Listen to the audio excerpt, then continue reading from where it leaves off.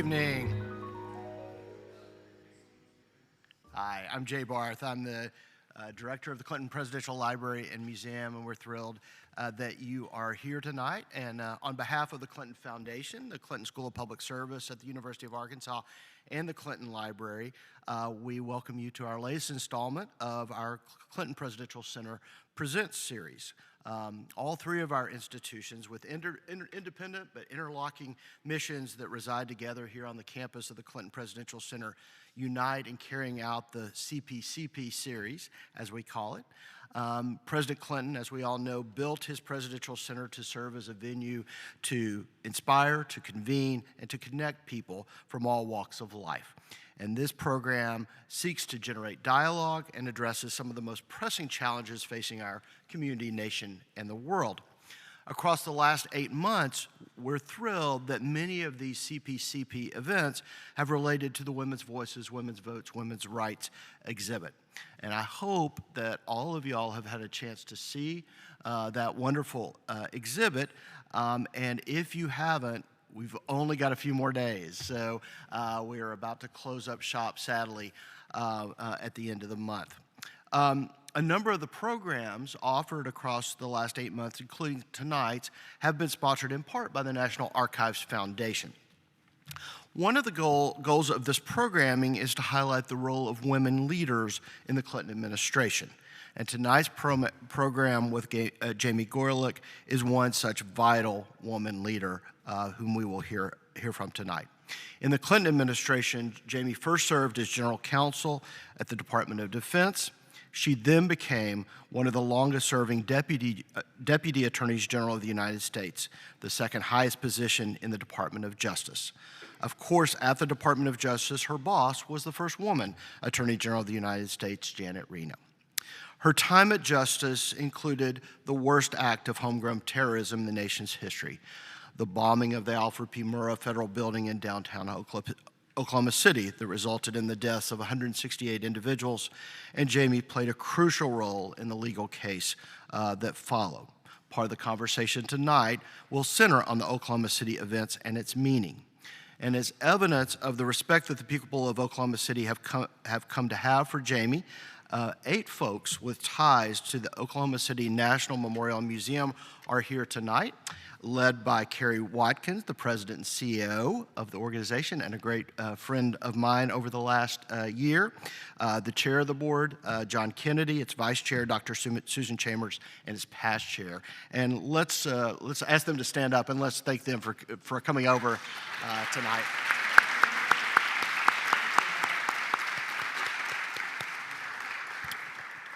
Fantastic. Jamie Gorelick is one of Washington's best-known lawyers, routinely listed as one of the best lawyers in America and as one of the 30 greatest Washington lawyers in the last 30 years by National Law Journal.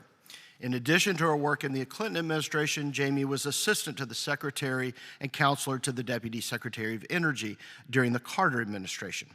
She is on the boards of Amazon and VeriSign, and previously served on the boards of United Technologies, now Raytheon, and Schlumberger. She is currently a member of the Homeland Security Advisory Council, and she was a member of the Department of Defense Policy Board and the 9/11 Commission. Our moderator in this conversation with Jamie this evening is my colleague and pal and executive director of the Clinton Foundation, Stephanie Streett. Stephanie served all 8 years in the Clinton administration, finishing her tenure as assistant to the president and director of scheduling. Before the White House, Stephanie worked on Capitol Hill as a staff member of the United States Senate Committee on the Budget. I welcome Jamie and Stephanie to the stage.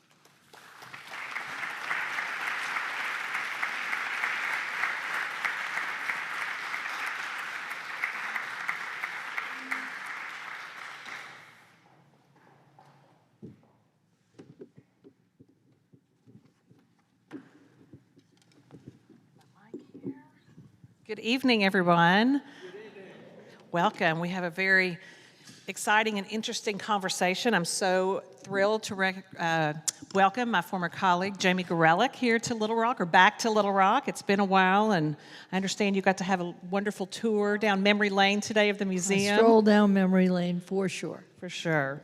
Well, we have a lot to cover here tonight, so I'm going to go ahead and get started unless you would like to start by saying anything. Only that the library is wonderful. It is really a treasure, and I was really honored to have a wonderful tour today and to remember everything that happened during the Clinton administration and before and after. It's great. So thank you for having me here, and that's all I want to say. Well, I would like to start. I'm going to tell you some of the words that people I know have used to describe you. Best, legend, greatest. You don't get the kinds of accolades from being just kind of a flash in the pan. Can you talk a little bit about the trajectory of your career? Obviously, people think very highly of your service. Thank you for that. My career has been nonlinear and serendipitous and a lot of fun. I've made changes when I've wanted to and sometimes when they just came upon me. I grew up in a family in which all my grandparents and my dad were born outside this country. And it was inculcated in me very early that I needed to give back, that I needed to help my country in any way I could. And as a Jew, it is also part of my religion and culture to do justice. I didn't know how I was going to do any of that, and I almost stumbled into law school. But when I got out, I realized how much one could do with legal training, and I've tried to get the very best out of it. You and I both had the honor of serving during President Clinton's administration, obviously, as Jay mentioned, as President Clinton's general counsel at the Department of Defense, and then to the Department of Justice as the number 2, the deputy AG. From your bird's eye view, what policy decisions did the president and his administration make that opened opportunities to women or helped women and families? And I know the secretary played quite a bit of a big role in those efforts as well. So the Defense Department is the biggest everything. It's the biggest healthcare system, the biggest education system. It's the biggest everything. So whatever problems there are in our society, you see them there. Whether it is the issue of opening positions to women, the issue of education, pretty much everything. And so the very first set of positions that were open to women in combat, that was done in the early days of the Clinton administration. And I was very much part of that, helped run that effort. And the interesting thing about it was that the fiercest advocates for opening up positions to women were the crusty 3- and 4-star generals with daughters in the military. That's fascinating. They knew what their kids could do, and they knew that the system as currently structured was rigged against them, and they didn't want to see those barriers. And that was fascinating to me, fascinating to me. There were so many things that the administration did that were helpful to women, not the least of which was putting women in positions of power, because those positions begat other positions later on in folks' career. And I can give lots of examples of that. For example, in the Justice Department, there was a woman named Lisa Monaco who came off of Capitol Hill as a very, very young law graduate and went to work as a young newbie counsel to Janet Reno.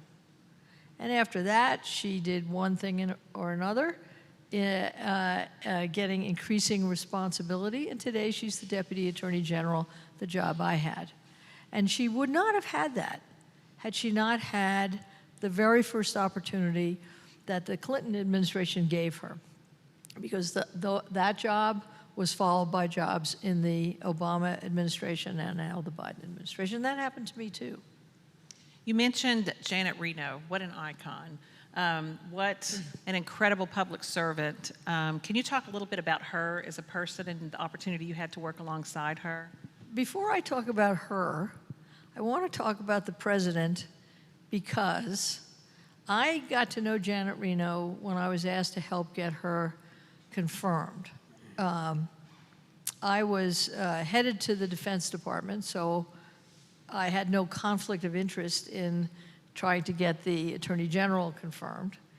And the Bernie Nussbaum, who was White House counsel, asked me to help get Zoe Baird confirmed. And that didn't work out. I guess they thought I did a good enough job because they asked me to help Janet get confirmed. And so here I was thrown into what was a really intimate relationship with somebody whom I didn't know. And I could not have been more different from her. She was a local prosecutor in Florida. I was this fixture of Washington in her view. But we formed a really fast friendship. And I went over to the Defense Department as general counsel. She was confirmed resoundingly to become Attorney General of the United States. We stayed in touch. We talked to each other. And about 9 months into her tenure, I called her and I said, you know, there are lots of rumors that the department is not running well. And she said, stay tuned. And a week later, she and her then deputy, Phil Hyman, announced that he was going to be leaving. It was very amicable and nice. They did a press conference together. A member of the press asked Phil, is there anything you would have done differently? He said, yes, I would have rented. But anyway, right after that, she called me and she said, would you come and be my deputy? I said, well, A, I like my job very much. I love the Defense Department. And B, it was hard enough to have a woman heading this department. What makes you think the president is going to have 2 women at the top of that department? And she said, let's try. So I called Bernie Nussbaum, the White House counsel still at the time, and I said, look, Janet has this idea, but I don't want to be hung out there if you're not going to do it. And I think you're not going to do it, so just tell me you're not going to do it. And about 2 days later, he called and said, we're doing it. And that was a real credit to the president. I mean, he thought that Janet should have the deputy she wanted. I did have some skills that she didn't have. We were actually quite complementary. She had many skills I didn't have. But I was actually astounded by this. I did not think that that could happen. And when I was sworn in, Ruth Ginsburg swore me in. That's pretty special. And she said, in her remarks, I would never have believed that I would be standing here as a justice of the Supreme Court, swearing in a woman to work for another woman as head of this department. And it was really moving. Now, you did ask me a question. And the question was... That was perfect, though. something That'll be like- segueing great into my next question. But I was something- just about Janet Reno, what it was like to work alongside her. So Janet Reno was literally and figuratively larger than life. She had a storied career as a local prosecutor in Miami. And she was a character born of characters. Her mother wrestled alligators and built their house on the Everglades with her bare hands. And Janet was a tough prosecutor, but empathetic, and had real, dirt under her fingernails. She knew local law enforcement. She was unbelievably empathetic and unbelievably hardworking. But the main thing that you need to know about Janet Reno is that she led with her values more than anyone I have ever seen. So what do I mean when I say that? When you work in government, Stephanie knows this, you can't hire people or fire people hardly. You certainly can't give them a bonus. You don't have any of the tools that exist in business. So you have to have people believe in what you're doing. And people believed in what she was doing. And the people of the Department of Justice would have followed her up any hill. And there were some hills they had to follow her up. There sure were. Well, talking about women's leadership, our current temporary exhibit that I hope you got to see today. I did. The Women's Voices, Women's Votes, Women's Rights. First of all, for those of you who haven't seen it, you literally have just a few more days. It closes at the end of April. So if you haven't seen it, I strongly recommend you try to come over the next few days. It is what I think one of the most extraordinary temporary exhibitions that we've ever had here. But it has been a really powerful backdrop for us to have programs like we are having here tonight. And every woman that is highlighted in the exhibition is an inspiration. So with that, I would like to know if there's a woman or women who inspired you to pursue your career and dedicate a majority of your career to public service. Well, as I mentioned, my family basically said, this country has given us refuge and given us opportunity, and you have to be part of the fabric of the country in living up to its best values. My mother was an artist and a wonderfully empathetic person, strong progressive values, I would say. She was also a child of the Depression. She was shifted from family member to family member when her parents got thrown out of their apartments during the Depression, and therefore was unbelievably anxious. Everything made her anxious. Like if you were watching a basketball game with her and someone was shooting foul shots, she would literally wring her hands over whether someone was going to make the foul shot, even if she didn't know the team or the player. Everything made her anxious. So I grew up with what I would call an anxiety bath. There was so much anxiety free-floating in the air that it takes a lot to make me anxious. And so that's how I've found my niche in life. I'm calm when other people are anxious. It's not that I don't see the source of anxiety, I just don't absorb it, and it doesn't change me. And it's a weird, my kids would call it a superpower, it's a weird character trait, but it has served me very well. Wonderful. Let's again focus on the Clinton administration. We spoke about Janet Reno. Obviously, Secretary Clinton is someone that has inspired us all and we've all looked up to. Are there any other women in the Clinton administration that you particularly admire, and if so, why? Well, I don't want to pass over Hillary quite so fast. Okay, well, that was going to be an easy one. So you could, go ahead with Hillary. No.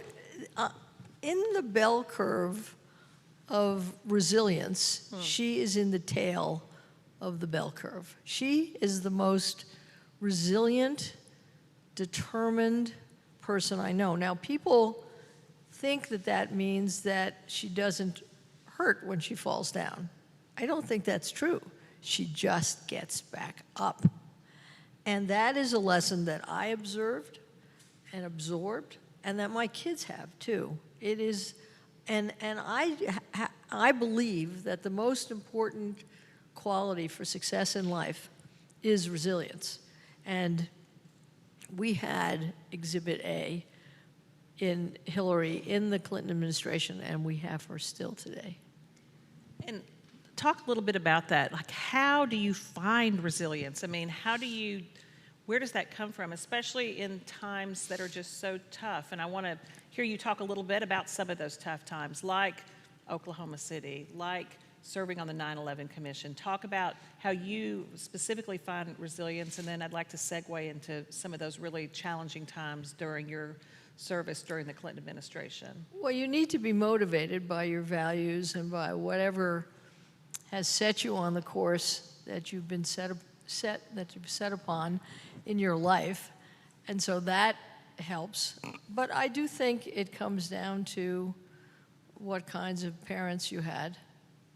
I think most successful women had fathers who believed they could do anything. Mother's very important, but father's hugely important. I don't know if that's true, but a lot of people talk about the faith they had growing up, that they could actually do anything, and that helps you be a resilient person. I think the capacity for friendship and connectedness to other people helps you be resilient. My friends are of enormous support to me, and I try to be for them.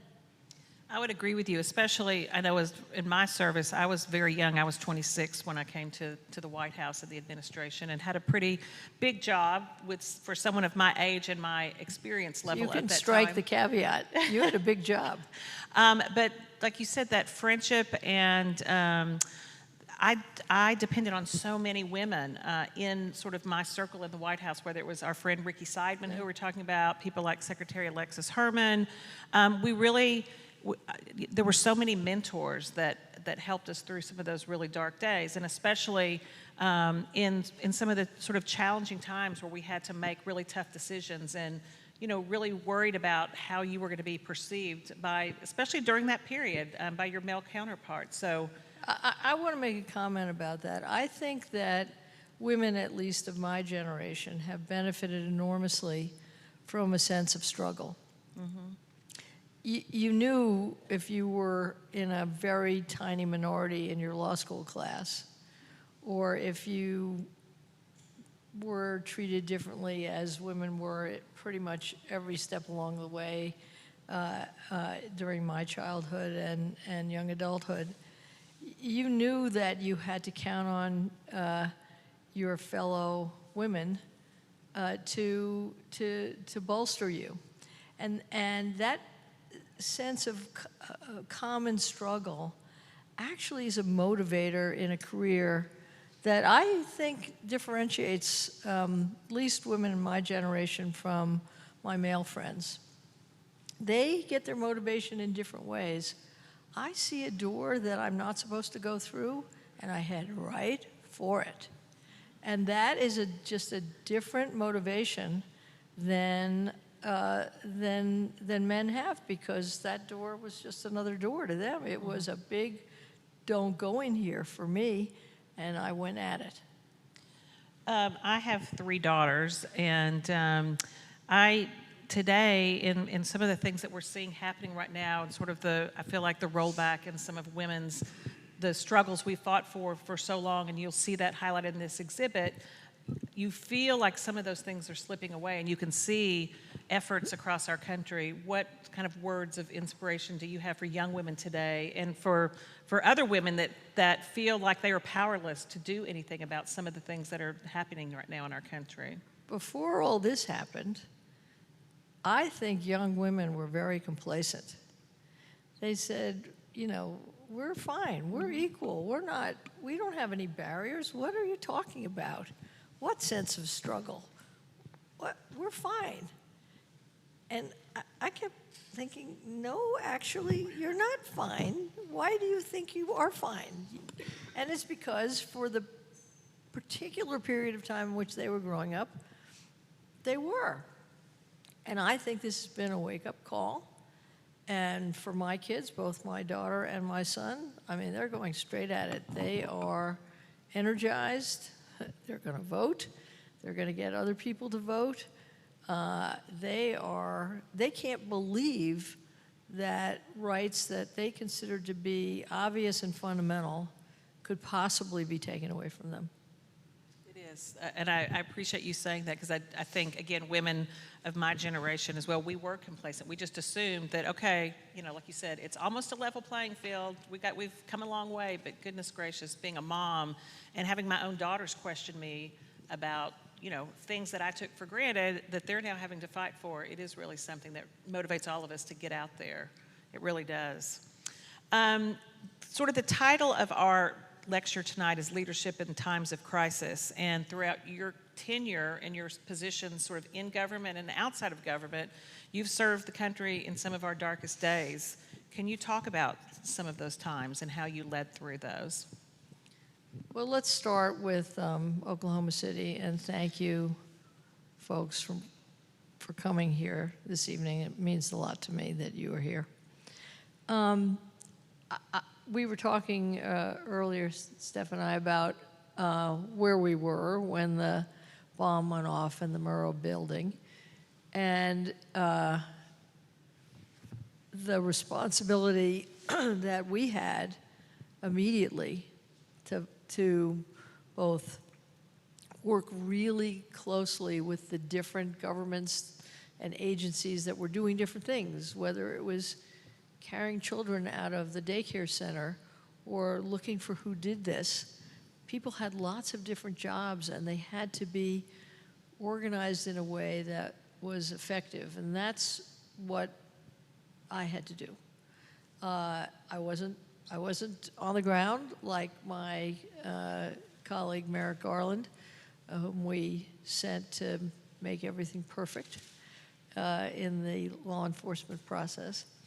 But I did work very hard to make sure that this was a collective effort. And when you go to the museum in Oklahoma City, you see how many different players there were, how many people poured themselves into repairing the city, dealing with the death and destruction, and finding the guys who did this. I want to say one thing about the president in that regard.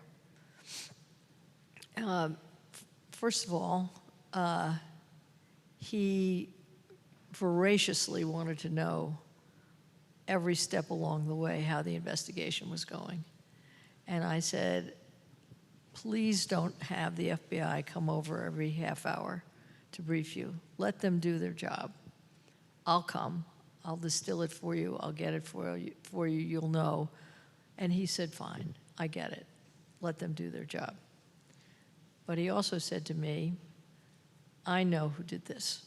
I said, what are you talking about? At that point, the FBI was looking for a foreign terrorist. We had no idea who it was.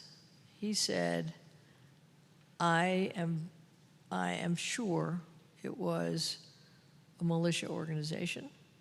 I've seen the hatred out there.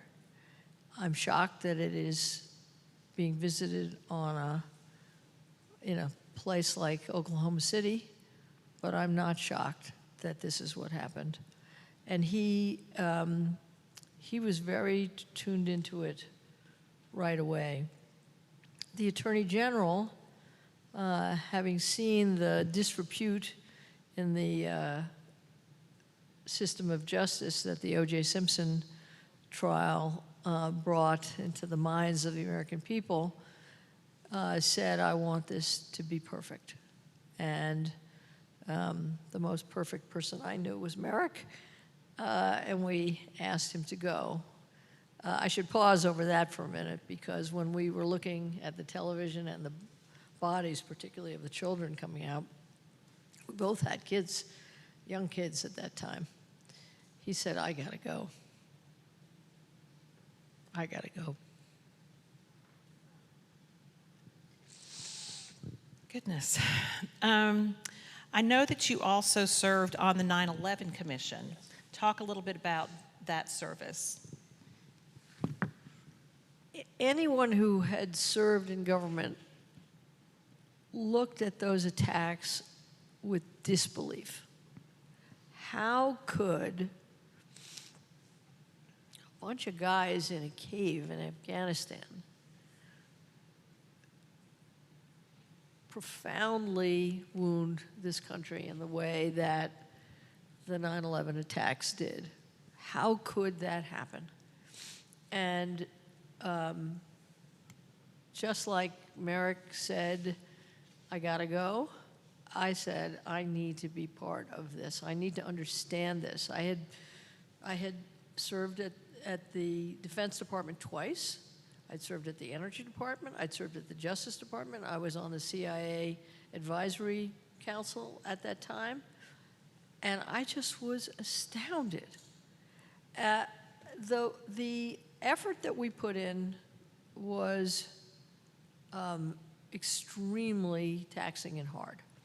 We had about 14 or 15 months to interview 1,200 people, hold a dozen hearings, review 1 million documents. It was the deepest, broadest look at our national security establishment ever. And we came to some, I think, pretty brutal conclusions about ourselves, about our lack of imagination as a country, that we couldn't imagine that there could be an attack like this. So we were fighting the last battle, that we were uncoordinated and in our little pillars of responsibility. I don't know how many of you have read the 9/11 Commission report? It's worth reading. First of all, we tried to make it a page turner.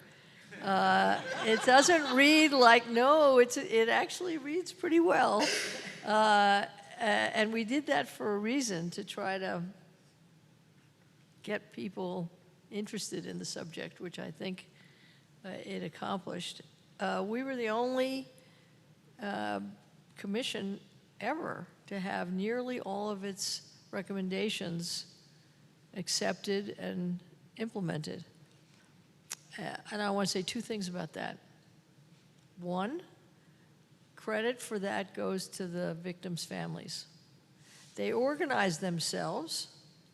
They demanded that there be a 9/11 commission. They held our feet to the fire. And when we came out with our recommendations, they trooped to Capitol Hill and were unrelenting in demanding change. And every change we recommended was implemented except for one, which I don't know if you'd guess what it is, but it was the reform of Congress itself. Congress made all the changes everywhere else, but not in its own oversight. But the main leadership lesson I would generalize from what happened on 9/11 was that you have to understand why you were doing your job. And I'll describe one moment. So 2 planes have hit the towers, and we think there are 2 more planes out there. The FAA calls over to Otis Air Force Base on Cape Cod, and scrambles, it says to the 2 pilots that are supposed to be guarding the eastern United States, scramble. We asked the pilots, what were you looking for? Now, remember, the Soviet Union had splintered and disappeared. The threat of terrorism was the main threat we were thinking about as a country. It hadn't gotten to those pilots. We said, what were you looking for? And they said, we thought the Russians got one by us. That was astounding to us. But if you think about why you do your individual jobs, it's important to know why you do your job. What is its purpose? And not find yourself 47,000 feet above the earth and not knowing why you're up there. Wow. Can you talk a little bit about, from your purview, where you think we are today in terms of our country's security post 9/11, and what progress has been made in what else do we need to be doing right now? Well, we're definitely much more coordinated. We have a director of national intelligence. The intelligence community talks to each other. They meet with each other. There are still rivalries and missteps, but that is much, much better. We still fight the last war, so we find ourselves not as well equipped for the challenges that are coming as we are for the ones that we just had. And if I can return to Congress, it allocates money to weapon systems that are in congressional districts rather than necessarily the ones we need. But I think we are safer when we have an engaged electorate. And that comes, I come back to the victims' families, the 9/11 victims' families. If we had as engaged a citizenry as those people, we would have no problems in this country, none. What does that say, though, about today when you think how polarized our country is, especially, post January 6th, and the security of our country? I mean, obviously that was a domestic terrorism incident, and people are so polarized on either side, and so you look at half the people think it was not domestic terrorism, and they think it was because of a stolen election. The other half, obviously thinks that the election was not stolen, and how, people come up in arms against our government and try to overthrow an election. Does that give you pause about where we are as a nation in terms of our own security, given what we just said about having an informed electorate? People are informed with their own views and not... It does. The Secretary of Homeland Security, Ali Mayorkas, gave his State of our Security address last Friday. And he said domestic terrorism and our divisions are the biggest threat to this country. And I think that that is true. I don't know how we deal with that. I'm an optimist, but I also really do think we still have a middle in this country which may not agree on the substance, but doesn't like craziness and weirdness and screaming. I just believe that. And I think, you saw it a little bit in the last 2 election cycles. I think that we've always come back in some way to our core values as a country.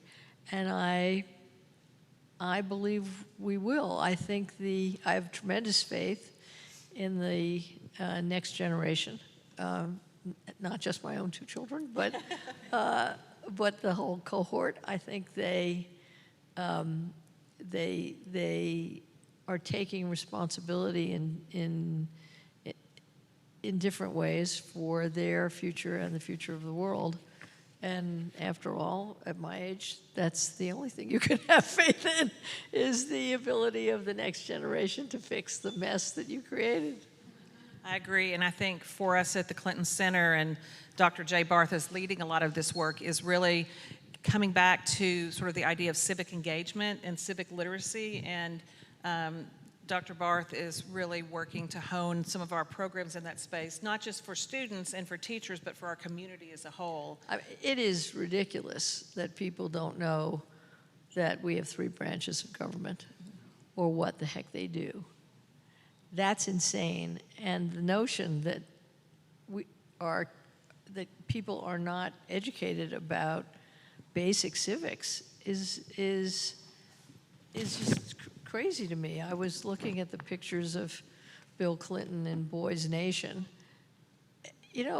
All of the things that bound us together as a country, all of the history, all of the basic lessons of who does what and why and what the role of a citizen is, those lessons seem to have been lost. So if you can fix that, that would be great. Yes, Jay, it's on you.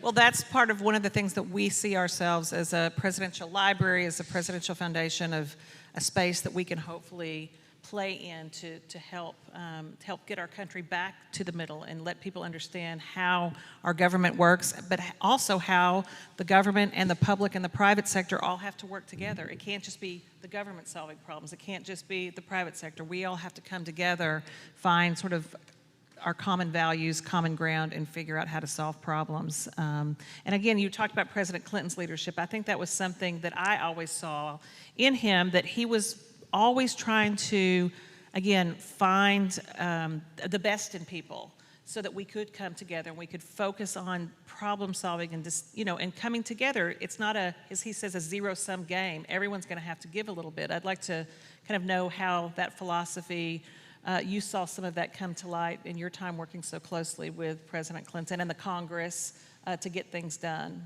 Well, if you listen to the president's speech after Oklahoma City, that's what he talked about. He talked about the unity of the country. And I think, Carrie, you know this, I think this is the theme that we have to make sure our citizens understand, that we don't have to demonize one another. We can have differences and hash them out. In the Clinton administration, in two years in a row, we had government shutdowns because of kind of crazy overreach by Newt Gingrich, and Bill Clinton was in hog heaven because Hog heaven. I like that you know what that term is. He just said, this is so crazy that if I explain it to people, the American people will not back this. And he did that. He made examples of the things that Gingrich would have shut down, that American people really like, and in the end prevailed in both. He was tough. He schmoozed the hell out of Gingrich. I watched that happen at the 1996 Olympics. I watched them talking through some of these issues. He was persuasive, and he was persistent, and he had very strong ballast in sailing that ship of state at the time. And I think that's what you need. Hysteria is not helpful to anybody, and he was, at that moment in time, I think he was very good at unifying people. A lot of people didn't like him, but his message of unity, I think, was really important. We talked a lot, obviously, about President Clinton and his leadership. I know, again, coming back to sort of the theme of women's voices and women's leadership, and having the opportunity to work alongside the Janet Renos and some of your other colleagues across the administration, and having an opportunity to work with people like Madeleine Albright and with Secretary Clinton. Can you talk about some of Secretary Clinton's sort of leadership style that you've appreciated or emulated, and any sort of stories or anything you'd like to tell about your time with her? Has anybody ever heard of Hillary Land? So the First Lady had a very substantive staff, almost all of them women. Except for Neil Lattimore, yeah. I said almost. Almost all of them women, very organized, very smart, and committed to the same values that the First Lady had. And they were wonderfully effective in the issues that they picked to focus on. And that was something to emulate and learn from. So that's number one. I learned a lot from the women in the military whom I got to know during my tenure at DOD, because I knew what they had encountered and what kind of persistence they needed to have in in climbing those ranks. Madeleine Albright was a complete pistol. She was both steeped in history, very funny, and very tactically smart. I don't know, do you know about her pins? We did. We had her pin exhibit here. Her pin exhibit her pins were unbelievable. She had this crazy collection of pins that she would pick out for whatever point she wanted to make in the meeting or encounter in which she was wearing them. Now, who does that? Who even thinks to do that? So I learned little things and big things from the different women with whom I worked. I mean, at the Justice Department, about 40% of our political appointees were women. That was really That's extraordinary unusual. for that period. That was really unusual, and it created a little bit of a different atmosphere. I want to say one thing about being a parent. Now, not all women are parents, and many men are parents, but the parenting process really changed the way I led and other people led. And I'll give you a couple of examples. So the last thing I would do at night was read to my kids. And so when I came in the morning, their kids' books, my kids' books were in my head. And I didn't realize I was doing this, but I was using children's literature to lead. So I would have around the Deputy Attorney General's conference room table all the heads of all the agencies, and we'd go around and I would ask people what was hot on their agenda and what they needed from the rest of us. And one day, the head of legislative affairs was complaining about nominees not getting confirmed and our legislation was stuck.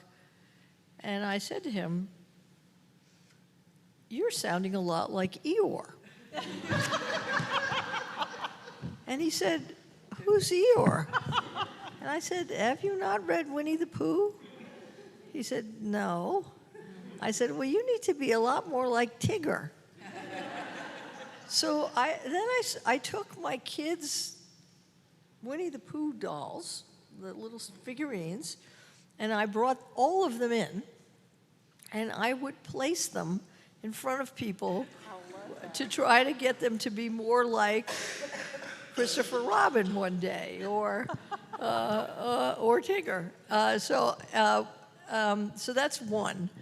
The other is when I was at Defense, the General Counsel of the Defense Department has the rank of a 4-star, which, by the way, I think is ridiculous. But I was a 42-year-old, never served, and when I walked into a room, as was the custom, anyone with a lesser rank stood.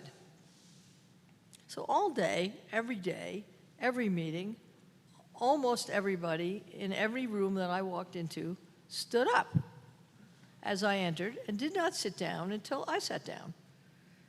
Well, you could get to feeling very full of yourself that way. When I went home, however, my children did not stand up. And if I wanted to see them, I got down on the floor to be with them. That maintained my humility and my humanity in ways that were really important, because I could actually still relate to people and not be a jerk, which you could get to be if you thought you were some sort of hotshot just by the accident of having a rank that caused people to stand up when you came in the room. That's really interesting. Were there times, or have there been times in your career that you were made to feel less capable because you were a woman? And if so, how did you manage out of that?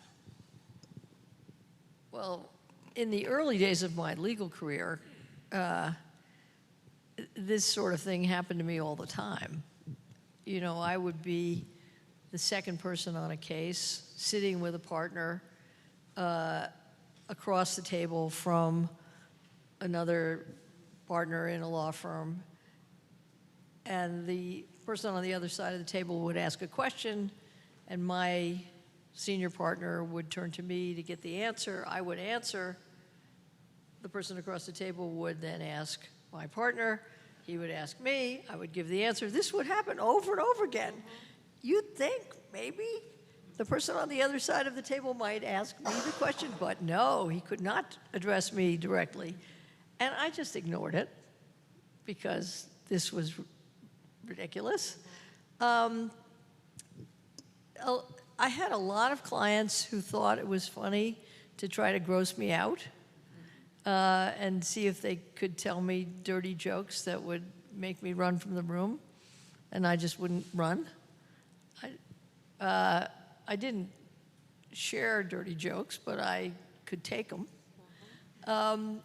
So there were things like that that I just tolerated that probably today no one would tolerate. I don't, you know, honestly, Stephanie, if people tried to make me think I was less capable than I was, I don't think I listened to it. Or it obviously didn't resonate or... It didn't, and that comes back to the sense of confidence you get in the way you're brought up and the resilience that is so critical. One thing that I found, and still to this day sometimes, definitely not as much, but you're sitting in the room around a table, someone asks a question or asks, you know, for a suggestion, you bring something up, and then nobody sort of pays attention, but then a minute later a guy says it, and they're like, oh my gosh, that is the greatest idea in the world. Well, talking back to, or thinking back to some of the strategies that I had that with other women in the White House and talking about our support of each other, we always knew that that was going to happen. So we would have, in a meeting, you know, same thing, I would say something, no one listened, you know, 2 minutes later, Joe Sixpack says it, and everyone is like, oh, that's the greatest. We would all say, oh, well, you know, well, Stephanie just said that a few minutes ago, or Alexis Herman would pop up, well, Stephanie, oh, didn't you just say that? You know, again, just to sort of like illustrate the point, or just not kind of let it go. Not in a nasty way, but just that women supporting women, elevating, but that, I don't find that as much, but I can tell you back in those days that happened quite a lot. When the 26-year-old would say something and... I mean, look, things have changed quite a bit. Mm-hmm.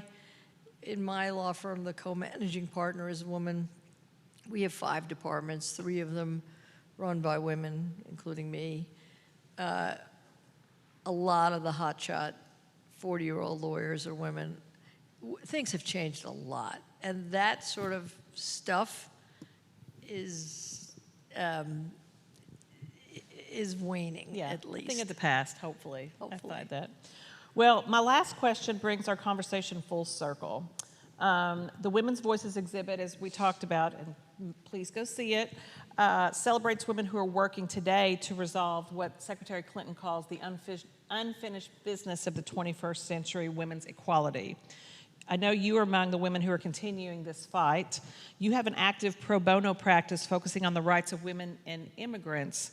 Why did you choose this focus, and can you tell us a little bit about the kind of things you're working on? I've always had a passion for helping someone who's completely powerless, and it's hard to imagine someone more powerless than a woman immigrant because she can't resort to the structures that help the rest of us out of fear. And so that's a very important part of my pro bono work. I do a lot of work, pro bono work for women's causes generally, and I've served on boards of women's organizations. I helped found a legal clinic for the homeless, trying to use legal skills to help people get out of homelessness or prevent it. And it's a great use of one's legal skills because you're helping somebody get the tools that they are entitled to. It's one of the great things about being a lawyer, is that it is expected of you that you use your skills to help people who can't afford you. And I love that. I love that.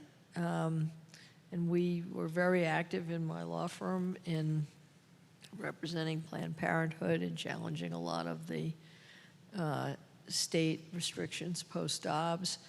And we have the freedom to do those kinds of things. And we have a very diverse law firm, so people do things all over that appeal to them all across the political spectrum. But it's a wonderful attribute of being a lawyer, because you can, to return to the theme of your very first question, you can give back to the community even when you're not actually in public service. And I love that part of my law practice.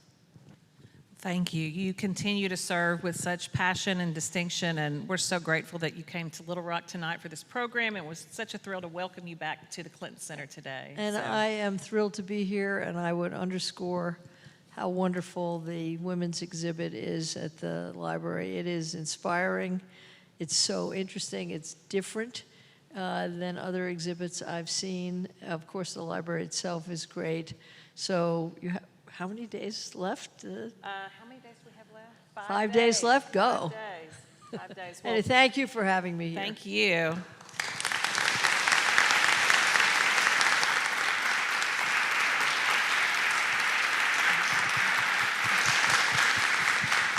Jay, before you give your closing remarks, I was hoping you'll help me with a little special presentation. Your former colleague and our mutually dear friend, Mac McClarty, was so disappointed he couldn't be here tonight, but he got you a special little present on behalf of all of us here that Jay is going to present and talk to you a little bit about the meaning of what this certificate is, the Arkansas Traveler that you are being presented. Here, I'll put this for you.